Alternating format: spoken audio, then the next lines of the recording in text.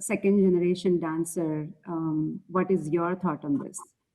Yeah, I mean, I think growing up, I mean, if I compare to when I was growing up and learning dance compared to now how it is, there are a lot more opportunities for dancers to, you know, apply for funding or to apply for residencies in sort of settings which would be alongside contemporary dance. So there are a lot more call outs now for all, you know, genres of dance. Which seems to be the case more than it was, say, you know, a couple of decades ago. I think one thing I'd like to mention is in the UK, from my personal experience, because I've been involved in a lot of outreach work, workshops in the clinical setting, working with, you know, older adults, adults with dementia, I have found that actually that has also contributed to like more awareness. I don't know if you want to say mainstream necessarily. What does mainstream actually mean? I think that's the question.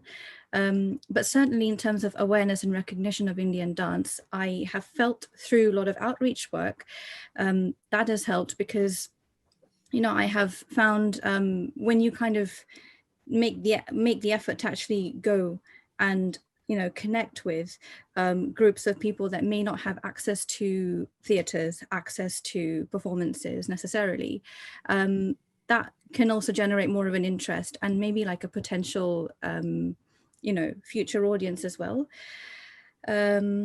Also, you know, doing workshops in schools. I know Sajatha is obviously, you know, one of the, you know, UK senior artists, has done a lot of work also within education too. So, but yeah, I can say from personal experience, that plays a big role, you know, to rather than expecting that people will come to you to watch you, to actually go to them.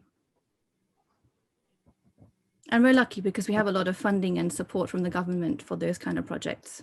Yes. Yeah. Definitely. I mean, Purva, may I say something? Because I think that it would be interesting. I live in Italy. I have been living in Italy for the past 30 years, but I did start my studying Indian dance in New York in the early 1980s. I was in New York getting my degree in contemporary dance, and I just happened upon a dance studio where there were Bharatanatyam lessons. In those years, of course, as the other dancer said, the United States is huge. There's a huge difference between living in New York and living in Wisconsin, obviously culturally and all of the traditions. New York is a multi-ethnic city. It always has been. The East Coast is very multi-ethnic in the States, and there was a huge Indian community in New York. In Queens, there is still Little India. So I was fortunate enough to meet someone that was teaching Indian dance there. She was a student of Bhaskar Roy Chowdhury, one of these Indian dancers that came to America in the 1960s and was performing a type of Indian dance that was very Hollywood in its taste. So doing the sun dance with these big crowns on and whatnot. But he was, in fact, a very fine Bharatanatyam dancer, much like, oh my goodness, who was the other dancer that was just mentioned that was living in Venice too? Ram Gopal, I'm sorry, much like Ram Gopal. Rita Devi was dancing in New York in those years. So there was some ferment in the Indian dance scene in America too. Obviously, it was very much connected to the Indian community. In fact, the Asia Society in New York was is a very, very old and very wealthy society that organizes big venues at Carnegie Hall. There were always Indian musicians coming to play there. So there was a lot of Indian art in New York. Obviously, America, as we said, is huge. So you cannot expect this happening in, you know, the back hills of Montana or other places where obviously they're interested in other forms of art. Obviously, the art form is also very much tied to the Indian community. that brings it in, that keeps the level very, very high, and keeps the roots attached to the tradition, so that it doesn't in fact get too out of hand or too Hollywood, or just utilized as a folk element in some in some other communication, as a form of art form. But I straddled in a way the two worlds. So I started in New York and then came to Italy.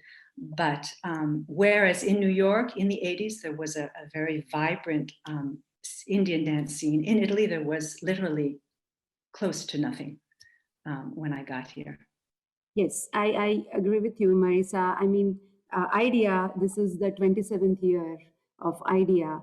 When it was founded and established, they were not able to get that much of mainstream recognition here in DC. But now in past 10 years, IDEA has been able to present at Kennedy Center in DC, at Wolf Trap Barns at Wolf Trap, and many other venues around this area. But we can see that change coming. I mean, not yet there, but yes, I mean, we can definitely see that change coming. Yes, that's great to know all of your thoughts on this. We do have two speakers, our panelists, who are not able to join here due to different time zones. So one is Harshala Vaidya, and she's from Sydney, Australia, who is also a Kathak dance practitioner, choreographer, and founder and director of Rhythm Dance Academy based in Sydney. So she has sent us the video. I would like to briefly play that video.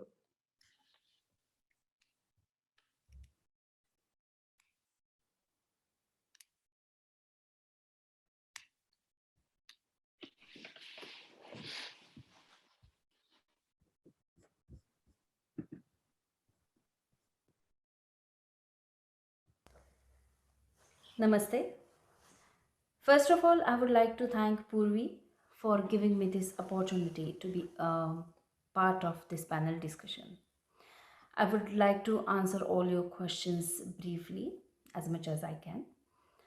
And I would like to start with the appreciation of Indian classical dance in Australia. So, Australia is primarily a Western culture, but its value includes respect of freedom and dignity of an individual. It respects the freedom of speech, mutual respect, and equality of opportunity to all here in Australia. This might be a primary reason the Indian classical dance has arrived here, getting appreciated and making its own mark in Australia. Australian Council of Arts and other supporting organizations, including my academy, Rhythm Dance Academy, we are consistently sponsoring artists from India, musicians from India, to provide live platform for certain projects here. If we talk about the recognition of mainstream, recognition as a mainstream, then unfortunately Indian dance is not yet getting recognition as a mainstream. It is really too hard to convince students coming from Western background to have Indian classical dance as a profession. But yes, in near future we can definitely expect the acceptance of Indian arts to receive a mainstream recognition, looking at the way and rate it is getting popular here in Australia. I can see my work is definitely validated in Australia as well as India. The main difference is in India we get more exposure, obviously, while in Australia it narrows down to limited population who highly appreciate a work in classical field. Cultural and musical surrounding plays a big role when it comes to analyze the validity of work, I think. If we are talking about educating our students here in Australia, then yes, I'm getting support of my teachers, colleagues, and fellow artists from India and Australia as well. They help me conduct workshops and live performances. I believe it's my responsibility towards my students for getting them established and create platform to learn and perform with legendary and renowned artists. This will give them inspiration and recognition to develop their vision to take classical dance at certain level to prove their ability and promote classical dance. I strongly believe they must maintain the purity and take ahead classical dance legacy even though they are doing it as a hobby. Language is a barrier sometimes, yes, just due to lack of exposure of Indian culture and dance, I think. Obviously, I need to invest more time explaining and validating reasons for few things. This includes aspects related to Indian culture, mythological stories, and history associated with dance. This also includes respect toward teachers and attitude towards learning. Teaching in Australia has prompted me to reassess and readapt my teaching methods to best suit the needs of teaching and learning environment and methods. Thank you.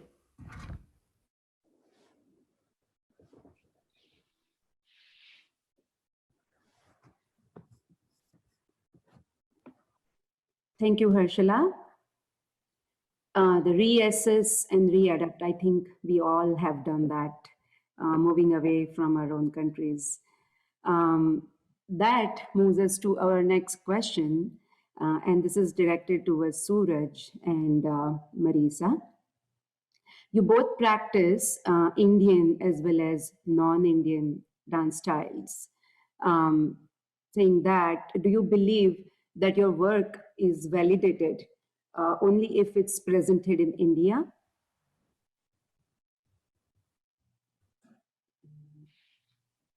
Suraj, you go first. Thank you. Thank you.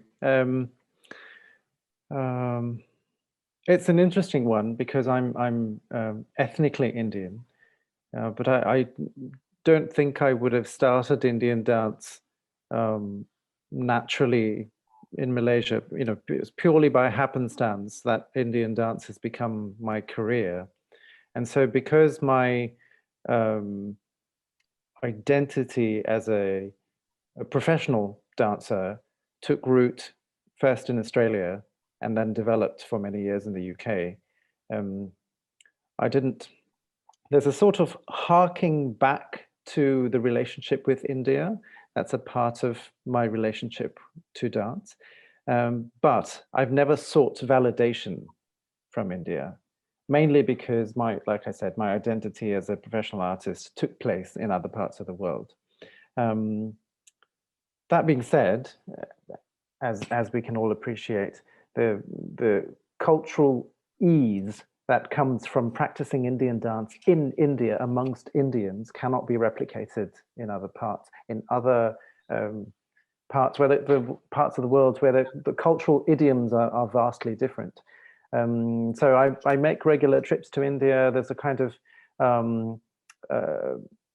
familiarity, having practiced the dance for so many years, that comes from also sharing it with friends and colleagues and teachers who reside in India. I don't know again if I seek their validation, but there is a sense of ease. There's definitely a sense of ease and familiarity, and of course joy that comes from not having to explain things in that cultural environment, where you can just kind of enjoy and just be within the dance forms without having to explain those things.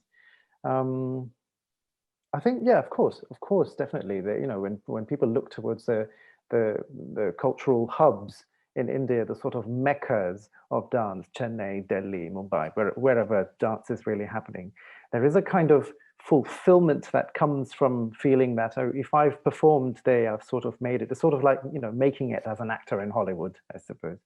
So there's that kind of little buzz that happens from being in those environments. But I know for certain that my life is firmly rooted outside of India. I'm I suppose ethnically, genetically Indian, but I wasn't born there. I didn't grow up there, you know. So I cannot by any stretch call myself Indian to claim any kind of walk around, you know. So knowing all of that, knowing that my life is rooted outside of India, in my psyche, I'm not seeking validation from India.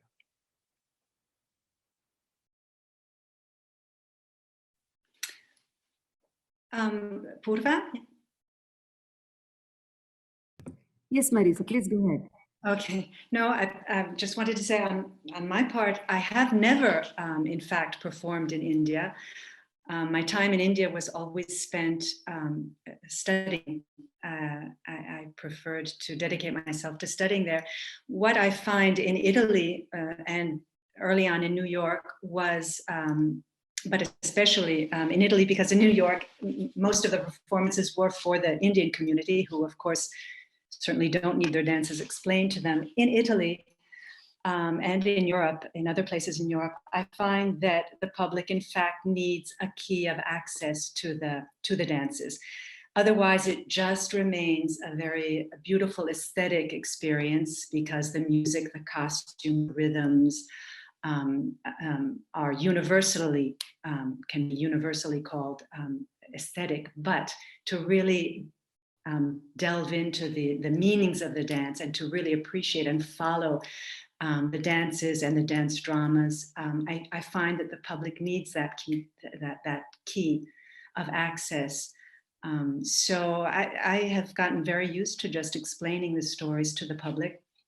I see that the more they know, the more they enjoy it, the more they appreciate it. And through the years, even giving some fusion pieces that can tie the cultures together, I find that the public has become more enthusiastic and more attached to Indian dance and want more of the pure traditional pieces. So that has been my, my personal experience here in Europe. That's great. It's a great thing to know that. I'll quickly come back to Suraj. Suraj, it's stated in your bio that your creations are based on an organic amalgam of styles. And you have traveled across the globe presenting these different styles, Bharatanatyam, Odissi, contemporary ballet and contemporary dance, sorry, classical ballet and contemporary dance. So in your opinion, which country embraced your style? And maybe if you have a particular style that was embraced. Just for the record, I've got to say, whilst I studied classical ballet, I've never performed in a classical ballet production outside of my of college. I mean, certainly use elements of it in choreographies and so on. So just to kind of very quickly go through, I grew up in Malaysia. I spent a decade living in Australia, being there, going to university. And then I moved to the UK. So these are and of course, the last 9 years I've lived in Belgium. So if I'm broadly looking at these 4 different places, in Malaysia, because there's been cultural exchange, it was part of the Hindu civilizations centuries back. And there's always been cultural exchange and traffic from India and China and so on. It isn't unusual. It's not an alien culture that's been transplanted. It's a sort of grown organically over the centuries. And as such, even though across colonial times, Indians were a minority, and since colonial times, the dominant culture, Indian culture, that's prevailed in Malaysia has been from South India. And so hence the flourishing of Bharatanatyam and Carnatic music. There is a kind of ease and acceptance that happens in that region. All the cultures which are practiced there are Asian, and as such that there is a kind of ease, exchange and ease between those cultures. So I don't think there's a lot of conflict there. Indian dance is prevalent. It's really quite prevalent. It's performed on all sorts of different main venues. I moved to Australia in '98. And when I moved first, of course, there were dance teachers there already. People had been there since the 70s and 60s and 70s teaching. Indian dance existed as oh gosh, what's happened? We are able to hear you. Apologize, my laptop's just kind of clocked out. Okay, I'm back. As other people were saying, in Australia, I think it's a lot newer. Although because I was at university, I was dancing at university events and things like that. My cousin and I taught Bharatanatyam in Perth for a few years. And again, there is, as other people were saying, there is a lot of acceptance and there is a lot of celebration of things, but at very specific events. It might be like, Australia Day, it might be a New Year's function, it might be a cultural activity, a cultural event and things. I don't think in the years that I lived there that Indian dance gained any sort of currency in the mainstream performing places. And so when I graduated from college, I moved to the UK because there was currency, because I knew there was currency for Indian dance in the performing arts there. It was still, when I moved to the UK and started working with companies there, I worked for the Bharatanatyam company, Srishti, for many years. Again, the kind of circuit that you see Indian dance go through, Kathak and Bharatanatyam predominantly, and Odissi in the last few years, I did not see in Australia. If then from the networks that I've developed there, if I've been invited to perform in other parts of the world, going back to your question as to if there was a particular style that was recognized, not really. I don't unique to my situation, I suppose. In many instances, I perform both Bharatanatyam and Odissi, but I tend to get asked to perform Odissi because to come across a male Odissi dancer is rarer. It's a rarity. So I'm this exotic bird that people want to see showcased in one of their, in the showcase of Indian dancers. So that tends to be the style which I get asked to perform. Has one been more, yeah, for that reason, I think I've performed more Odissi as a soloist. In my own work in Australia, sorry, in Belgium now, I've got to rephrase this organic amalgam. And the reason, actually, there is a reason why I say organic amalgam, because when I make my own work, and I just classify it as contemporary, I don't go into trying to find an exact word for it. It's simply because I switch on a piece of music and I'm just trying to make something, whatever comes through my body at that moment is what happens. And I don't stop to say, this is a little bit, this is a Nata from Bharatanatyam, and this is a Balta from Kathak, and this is something else from Odissi. It's just whatever happens. And I try to find fluency from one to the other without sitting there and dissecting it too much. And that's the reason why I've chosen to use the word organic amalgam. And so if I'm making my own work, there is a sense of Indianness about it without me trying to prescribe to the audience that it's come from this. I don't claim to be a representative of the particular styles in that instance. Yeah, I just try and do things in an organic way so that whatever is being represented in that moment is not the heritage, is not the culture of India, but purely my personal expression. That's great. I mean, dance is a language of expression. So, the regardless of the style, right? As long as you are able to reach the audience through your work and able to communicate, I think the style doesn't matter. In some ways, there is subconsciously, I'm aware of it, that I feel the need to kind of go in this direction where I'm making this kind of soup out of all the different styles, because primarily because the alternative, which is to perform the traditional classical styles, is still daunting to me. As Marissa J was saying, it requires a lot of explanation, particularly in Belgium, where there is a lot of appreciation for Indian dance. But it's still this exotic thing in a distance that's very aesthetic. But like Marissa J was saying, to go into it quite deeply requires a lot of study. There are people who are doing all this work. There are teachers. They are doing all this work. But for me as a performer, I feel like, God, I don't know if I have the energy to educate people as well as just try and perform. Yeah, yeah. I mean, they're completely two different aspects. Yeah, I completely. And getting onto that point, actually, when I was researching, I found out that there are some approximately 7,600 classical art schools outside of India, and 367,000 recognized classical Indian arts performers. I mean, I was just blown away with that number. But saying that, not many of us have been able to get the mainstream recognition. I know some of you have been able to do that.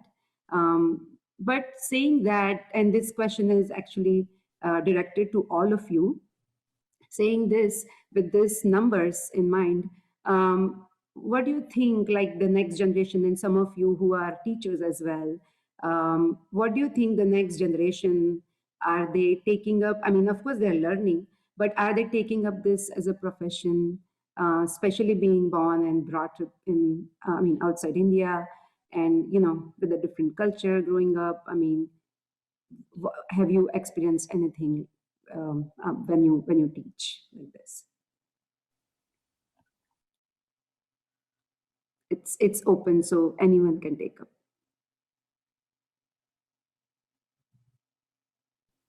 Sorry, I'll just very quickly jump in. I don't teach, so I don't have a cohort of students or anything like that.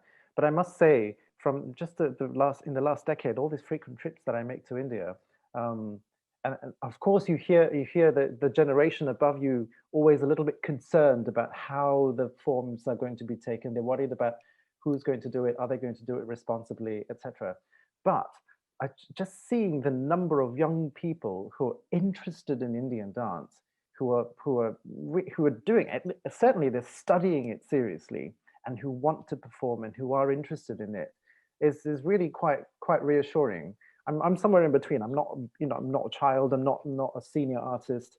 But it is really quite reassuring for me to think, and these are people not just from India. If I'm talking about going to Chennai or to Delhi, they're from everywhere, from Australia, from the States, from Canada, who are really doing it quite seriously. So that for me is as a fellow artist, is really quite reassuring. True. I mean, I think Anjali, Sujata, you have been teaching for a long time. Have you seen the next generation taking up this as a profession or taking it forward? In Canada, quite honestly, no. Most of my senior dancers are accountants and gone on to become doctors and all of that. And taking it up professionally is challenging because the currency or the opportunities are not quite there yet to sustain yourself as as a full-time dancer. And you're going to be below the poverty line pretty much if you're going to pursue this is a career. I supplement my performances, my teaching through consulting. I have a degree in I have a master's in public administration, so I do a lot of consulting work.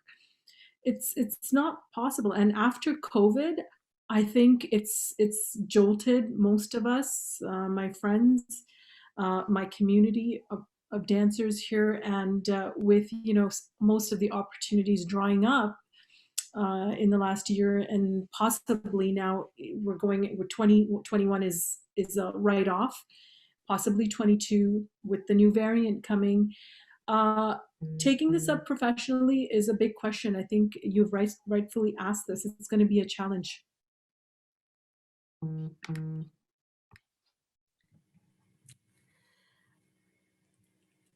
This is a ongoing discussion can Indian dance be your profession? I think yes, very much so. I am a single parent and I earn my living and have a reasonably good life, I call, from dance, from dancing, from teaching, from performance, choreographing, and so on, so on. I was also a school teacher teaching in a school. And I tell you share one little story. I used to do a lot of training and practice with one of the tabla maestros when I was growing up. And then many years later, when he was touring here, he came and he said, okay, let's practice. And then after 1 hour, I don't know, after some time I said, oh, I need to rest. I need to sit down. And he said, what happened to you now? You need to sit down after 1 hour. And then I was very defensive. I said, it's okay. He was saying that, oh, nothing will happen to you, like as a dancer. And then I said, I was very defensive and I said, oh, I teach. Okay, I was a school teacher. And he got so angry. He said, if you stand, there is a proverb saying, if you stand, putting your both legs in two boats, you're going to sink. Like, you can understand also from the scientific point of view, the water flow, and you are trying to balance. Doesn't matter how good your core stability is. If you put your both feet on two different boats, you're going to sink.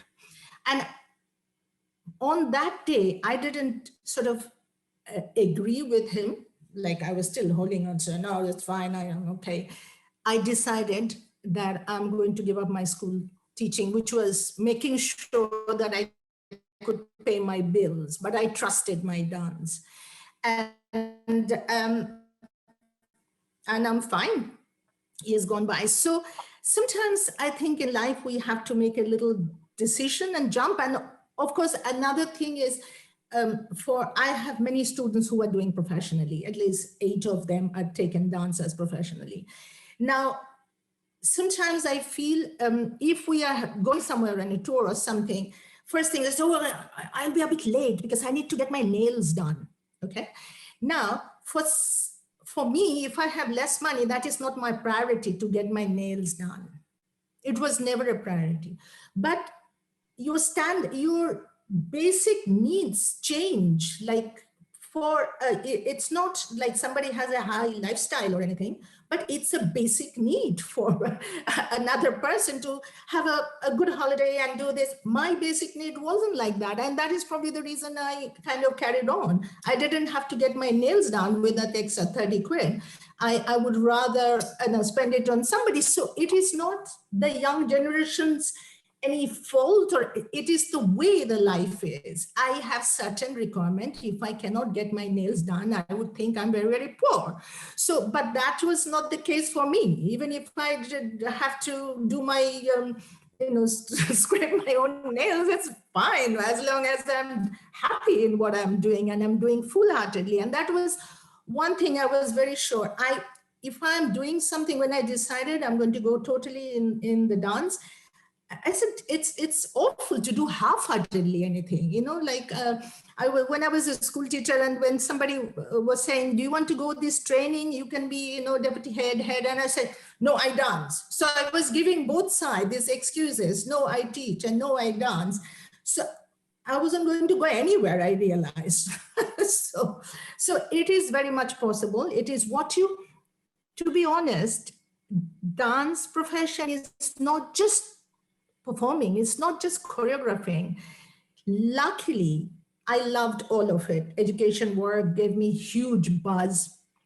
Teaching the toughest guys in a secondary school was a challenge, and though it was a war, but I loved winning those wars.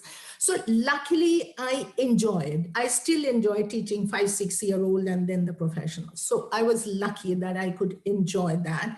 And that is probably the reason why I did manage to carry on, earning my living through dance only. And I think when I talk to many of my students, and I always say, what do you need? If you have a lot of money, what are you going to do with it? Mm-hmm. do you know what? You can go on a very flashy holiday and that's it. So, and yeah, it is a mindset. It's not, yeah, as you correctly said, it's all about priorities, and also the environment in which they grew up, yeah, and also the values, everything. It's a combination of everything. Yes, Prabha. I just wanted to add a couple of points. I think there are a few things that, I mean, there are lots of passionate dancers. They just love dancing, and they want to pursue it as a career. But I think there are a few barriers. As Anjali mentioned, it's about the sustainability. And I would say the biggest challenge for us dance teachers to get our senior students to really become professional dancers or choreographers is the parents, the family, because we Indians always believe that any art form that, because we've grown up like that, the first generation migrants especially always believe that it is an add-on to your mainstream career. We have never ever thought that, especially when you go abroad, we have always going to settle down there and live a decent life. So for that, the art form is not the first step to get us there. So because the migrant families have gone through that struggle, they do not see their children having that opportunity to pursue the art form in the way that they could actually do it if they gave their heart and soul, like how Mrs. Sujata mentioned, that you can give your heart and soul to it if you dedicate your time, because there is so much funding available in many countries. It is about accessing those funding. It is about committing yourself, dedicating yourself to the art form, and also engaging and networking with the wider dance world. Suraj, I agree with Suraj as well, that you need to go out and actually connect with people and not still be confined to your own community. That is one of the biggest challenges that I have encountered, that we Indians or other Asians as well, we want to go and perform in the Diwali festival, we want to perform in the Holi festival, we want to perform, but we haven't thought beyond that, saying, okay, this New Zealand International Arts Festival, where is Indian dance in that space? Am I actually connecting with those organizers? What do I need to do? So we need to stretch ourselves beyond our scope and see what are the opportunities out there. And that's what I've tried to do. When I said we have started to influence the policy in the art and culture, all our Indian community dance teachers have not even thought about that space, to be in that space. Of course, they try to apply for funding, but that's only one dancer. And then the other point I really wanted to mention was about the population as well. I know it's about the Indian migrants and the diaspora as well. So when you are reaching out, the first point of your showcasing is to the Indian community. And the Indian people come, or the Asians, South Asians, I would say Sri Lankans and other Asians, Malaysians and Singaporeans would come and join, and you can showcase it to that diaspora. And a country like New Zealand, which has only got 5 million people, to try and showcase your Indian classical dance, I have got both sides of my coin sorted, where when you have a small population, it's easier to reach out to more people. But the disadvantage is the number of people who will pursue that art form is very, very small. It's a small pool of dancers that I'm drawing my group from. So it becomes a bit more challenging. So those were the points that I really wanted to share from New Zealand perspective. Yeah, true. I mean, the geography can make a huge difference as well, definitely. I would like to move on to our panelist who's not able to join here, very talented, Svetlana Tulsi, who is originally from Moscow, Russia, currently residing in Los Angeles, who is a Kathak dancer, choreographer, educator, actor of mixed Indian-Russian origin. So let's hear what she has to say.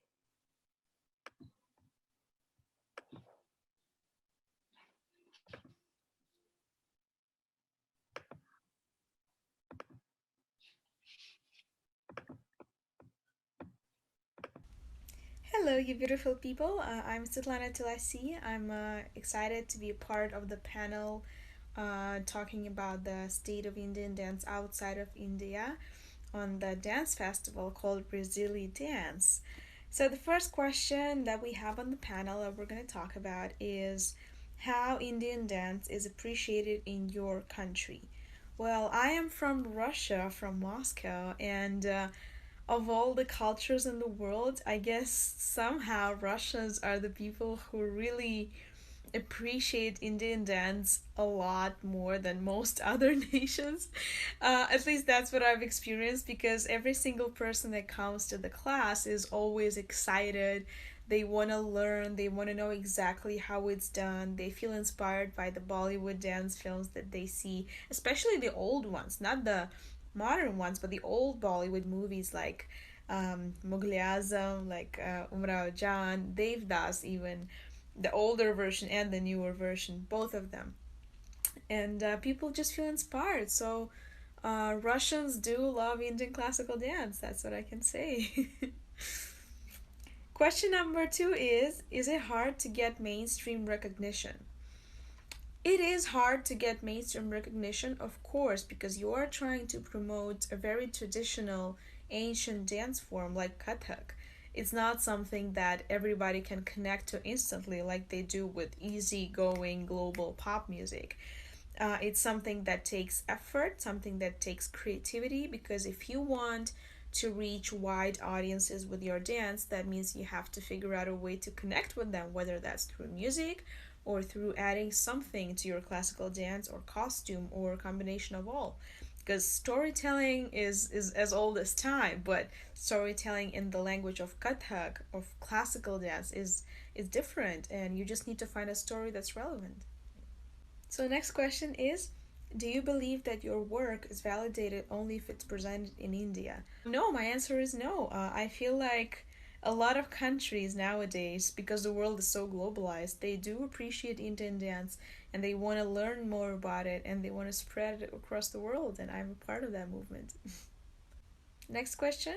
Do you collaborate with other dancers within their country of residence? I love collaborations. Every time I travel, well, I used to travel before COVID, I got a chance to connect with a local community of people who appreciate Indian classical dance. And that's not necessarily Indian origin people, it could be people of any origin, but just those who love the culture. And I try to collaborate with everyone, whether it's a dance company or an individual dancer or like a bunch of students who want to take a workshop and then perform that material in their showcase. So all of that, because through collaboration you learn more about their culture and you learn about where they come from and how they appreciate dance, and sometimes it inspires you to create something else and something different, like a fusion of styles. The last question is the language barrier an issue in teaching Indian classical dance? It is an issue if you have zero understanding of Hindi, because most of the Kathak is based on Hindi language. Some of it is Sanskrit, like the traditional prayers, like we call Ganesh Vandana. Those are a lot harder to understand, so it's better if you get a translator, which is what I do when I have to do that. But Hindi is a lot easier, a lot more approachable, and even if you don't speak Hindi, you can still get a lot of the translations from Hindi into English or Hindi into your language, whether it's Spanish or Russian or something else, to figure out what the song is about and then choreograph accordingly. So it is a barrier, but it's not an unbreakable wall. It's not an unapproachable barrier. It is absolutely approachable, and that shouldn't be something that discourages you from dancing. Thank you so much for having me on the panel. It was wonderful being with you guys. Take care. Hello, you beautiful people. I'm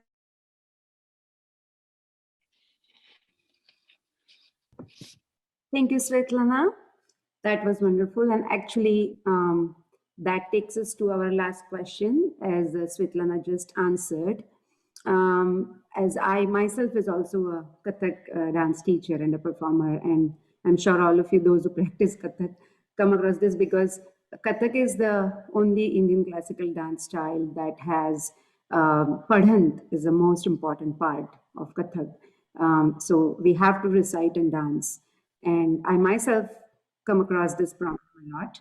I'm sure all of you face this as well. So actually, this question is for Archita and Maya. Maya, in a non-English speaking country, how do you overcome this barrier? And Archita, you are a Kathak dancer, so how do you overcome this barrier? Oh. Somebody wants, you can go first. Yeah, it's fine. All right, Maya. So if we're talking specifically about the barrier of pardon, Purviban? Yes, because I mean, you can talk about that. So I've actually found that I think because Paranth is one of the unique aspects of Kathak. I mean, I know there's also the art of Konakol as well, you know, and there's the aspect of rhythmic recitation and all the Indian styles to some degree. But I found that Paranth actually is received with a lot of interest because it's so unique and it's so different. I found using vocal exercises really helps. So, you know, actually talking about going into some, not too much, but some detail into about like the vocal physiology, using some kind of techniques that I picked up from a vocal coach for singing actually, and helping, you know, to get more clarity in, you know, pronouncing certain sounds helps. Because obviously there are certain sounds that, you know, you produce when you're vocalizing Paranth that you don't use in other languages in the same way that, you know, languages have their own vocal physiology. So yeah, I found just basically using those kind of exercises helps a lot.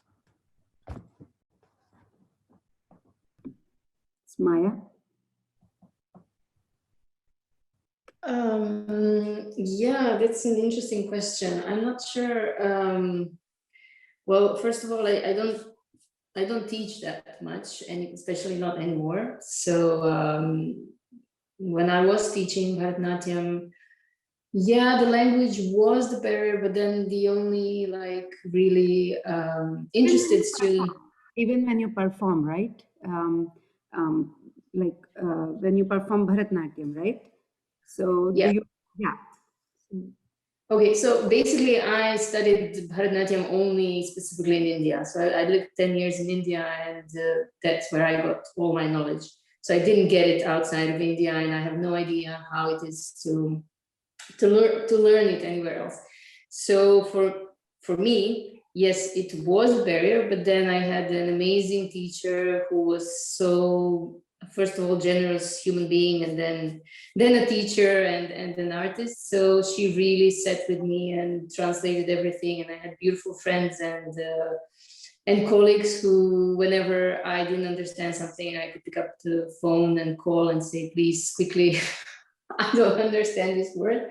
So basically, yeah, I really had a lot of help, but then I lived that culture, and it was, I suppose, much easier than if I tried to learn it anywhere else in the world. But that's my opinion, because if I am here and if I have to translate it to people, I always had my friends who were Indologists, actually by profession. So I would always ask them to facilitate the shows or something, and speak to people, explain, or just translate. And we had a lot of fights because my translation was very much different than how they would translate it in Croatian. But I suppose they were right, because they create their Croatian is much better than mine, actually.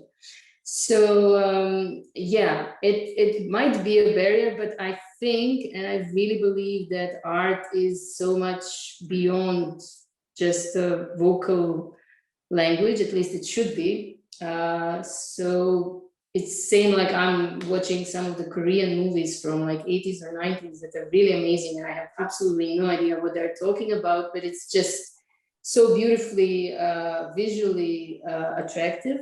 That's, for me, it's enough at that point. Of course, if I could reach deeper, it would be great, but sometimes I can't, so I stay on this superficial level that it's also beautiful. And I think people as public also hit that wall, but sometimes it's okay, you know, it's enough.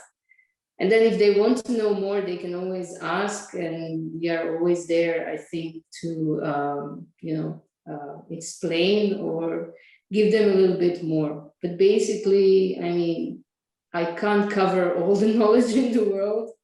So we are where we are, and I think sharing, especially with dance, it should be so much more than, all the explanations.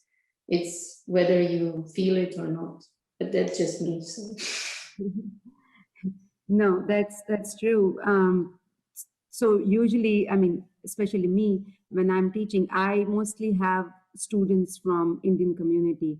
But when you have students, like Prabha said that she has students from different ethnicity, then I think it's very difficult to make them understand, especially, I mean, of course, language, culture. I mean, we have so many different barriers.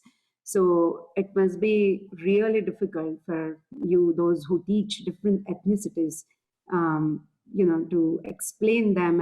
And Abhinaya is the most essential part of Indian classical dance. So unless until they understand or they are able to process that, they are not able to express that. So I mean, we all have to overcome this barrier, but we try our best. I mean, I'm sure you all have done your best to overcome this. That takes us to the end of this panel. And thank you all for joining this panel this afternoon. It was wonderful speaking with all of you. And this is our second last panel of IDEA Festival. We have one more to go. We hope that in future we can meet you in person and we are able to invite you here in person. To conclude, I mean, these discussions are never ending. I mean, we can still go on. But I will just say that to conclude, it is evident that Indian dance is thriving everywhere. The Indian diaspora is making their home outside of India. You can take an Indian out of India, but you can't take India out of an Indian. I think that takes us to the end of our panel. And once again, thank you all for joining. Namaste.